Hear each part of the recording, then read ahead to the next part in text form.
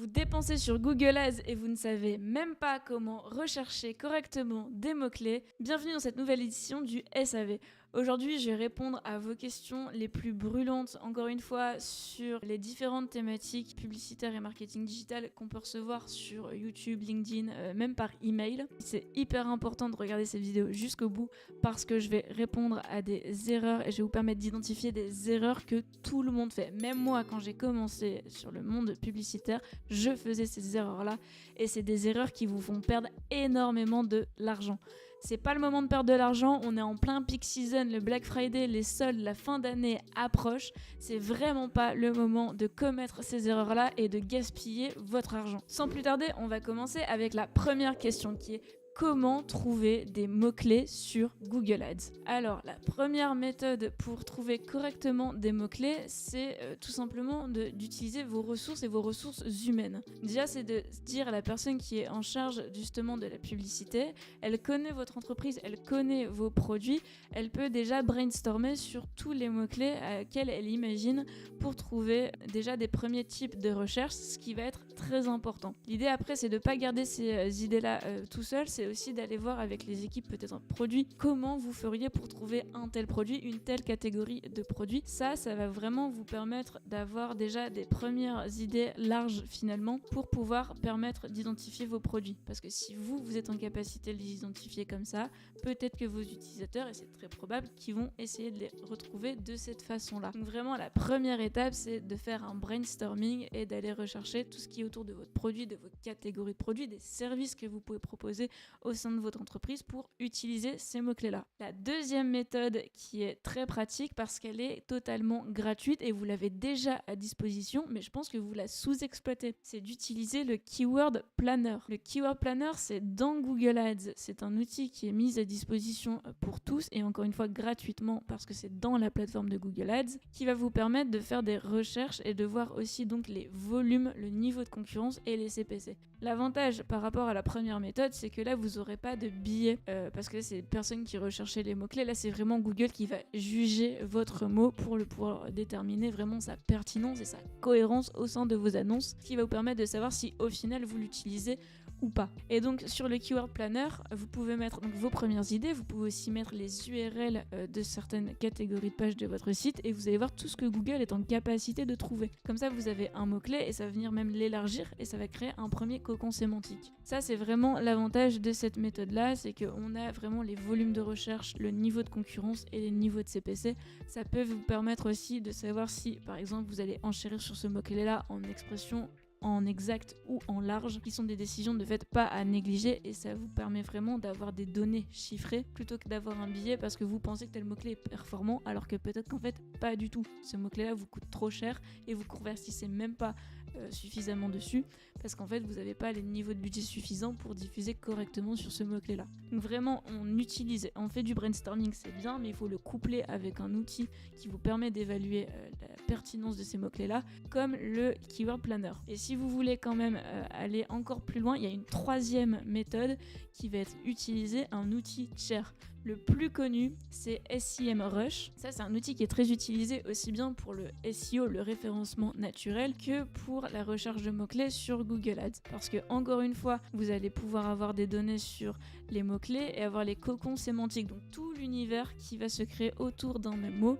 Et vous allez peut-être voir des recherches qui sont ultra pertinentes pour votre business auxquelles vous n'avez jamais pensé. Et là, encore une fois, ça va vous permettre d'avoir un volume de recherche, de savoir un petit peu si c'est une recherche qui est très sollicité par la concurrence, sur lesquels il y a beaucoup de concurrents qui sont présents, et d'avoir des niveaux de CPC là. L'avantage de cet outil-là, c'est quand même qu'on peut avoir du coup une comparaison entre ce que nous dit Google et ce que nous dit l'outil. Ça, c'est vraiment précieux. Par contre, on est quand même conscient que SEMrush, ça a quand même un coût et qu'on n'est pas forcément en capacité de se l'offrir de manière très récurrente. C'est vrai que SEMrush, c'est assez cher. On mettra d'ailleurs le lien aussi dans la description si vous voulez bénéficier de cet outil-là. Par contre, il y en a un deuxième qui est très pratique et qui est un peu une version plus low cost, j'ai envie de dire, mais qui est quand même vraiment très utile pour la recherche de mots-clés, ça va être Ubersuggest. Pareil, on met le lien dans la description. Ubersuggest, c'est sur le même fonctionnement qu'SEMrush. Ça va vous permettre de regarder un mot-clé et de voir tout ce qu'il y a autour de ce mot-clé-là et de vraiment, encore une fois, construire ce cocon sémantique. Vous allez aussi avoir là les volumes de recherche, le niveau de concurrence et les niveaux de CPC.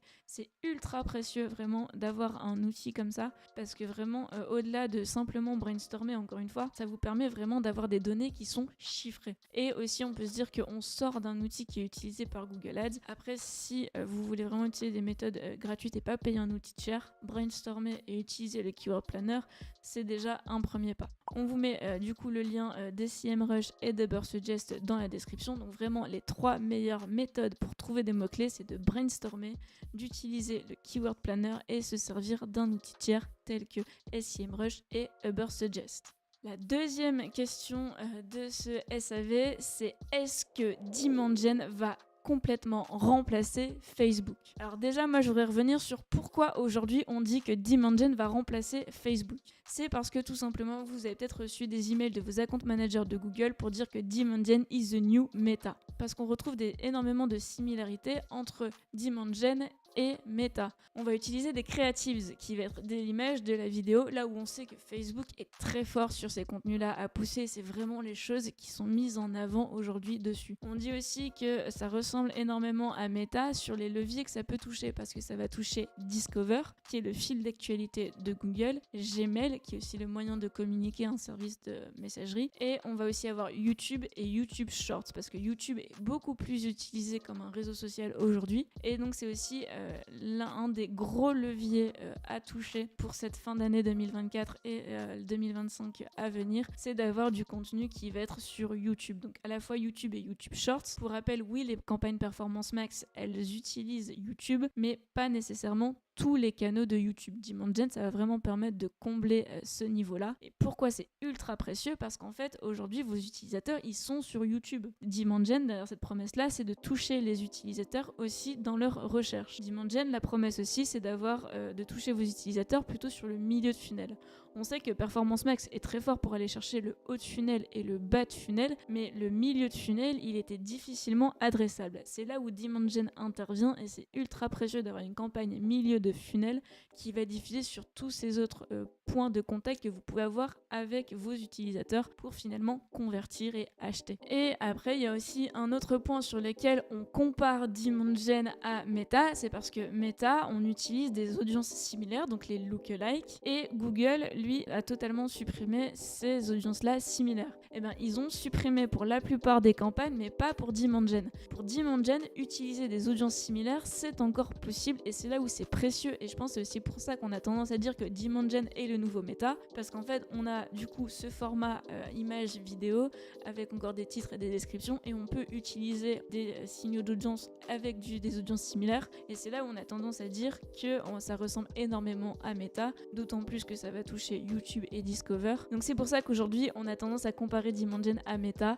Par contre, moi, je pense que c'est quand même des choses qui sont totalement différentes. Les parcours d'achat sont vachement différents quand vous scrollez sur Facebook ou sur Instagram que quand vous scrollez sur YouTube ou Gmail, par exemple, et même Discovery. Donc je pense que c'est encore des choses qui sont assez différentes. Par contre, c'est vrai que dans les fonctionnalités, c'est assez similaire. Je pense que c'est aujourd'hui pour ça qu'on dit que DemandGen ressemble finalement énormément à Meta. Par contre, je ne pense pas que ça va le remplacer. Moi, je tiens à mettre quand même un point d'ordre sur le fait que c'est très important de diversifier ses canaux marketing. Et donc, c'est là où on se dit que finalement, on va avoir des gens qu'on va pouvoir toucher à la fois sur Google, donc le search, le shopping, avec d'autres types de campagnes. On va faire du DemandGen pour les toucher sur YouTube, Gmail et Discover. Mais on va aussi avoir du Meta. On peut aussi avoir du CRM, du SEO. C'est vraiment important d'utiliser tous ces leviers marketing pour vraiment maximiser et s'assurer qu'on touche l'utilisateur le bon nombre de fois pour qu'il achète chez vous et pas chez un de vos concurrents. On passe tout de suite à la troisième question qui concerne le suivi avancé des conversions. Alors c'est vrai qu'on me pose énormément la question sur qu'est-ce que le suivi avancé des conversions. Alors je comprends que ça mette énormément encore de doutes parce que c'est vraiment plutôt un sujet qui va toucher, vous avez contacté d'ailleurs les développeurs, et c'est vrai que quand on est finalement sur la brique du marketing, c'est un peu compliqué à comprendre et surtout que ça a vachement évolué d'année en année. Google demande quand même de consolider son tracking et il y a plusieurs choses à mettre en place. Le suivi avancé des conversions en fait partie. Donc on dit le suivi avancé des conversions, en anglais l'enhanced conversion. C'est super important de le configurer. Pourquoi ?